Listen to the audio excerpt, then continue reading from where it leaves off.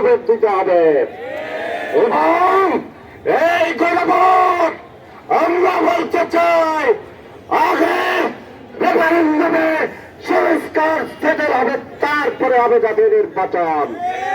সুতরাং আমরা আজকে যারা ওই ক্ষমতা যাওয়ার জন্য নিজেরা হারানি করছে, নিজেরা রক্তপাত করছে, গোলাগুলি করছে, জনগণ আর তাদেরকে কোনোভাবেই বরদাস্ত করবে না। ভাইরা, আজকে আমাদের অন্যতম দাবি হচ্ছে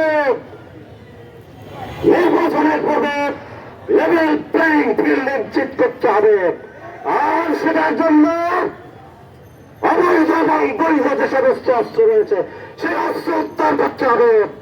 আমরা বারবার বলে যাচ্ছি, কিন্তু সরকার অবৈধ অস্ত্র উদ্ধারে কোন রকমের পদক্ষেপ আমরা দেখছি না। গতকাল চট্টগ্রামে আমরা দেখেছি বিএনপির 2 গ্রুপের গোলাগুলিতে একজন নিহত হয়েছে, একজন ঘোষিত তাদের সম্ভাব্য প্রার্থী আহত হয়েছে।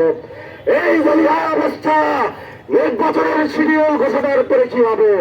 এই জন্য আইন শৃঙ্খলা পরিস্থিতির উন্নয়ন ঘটাতে হবে, অবৈধ অস্ত্র উদ্ধার করতে হবে।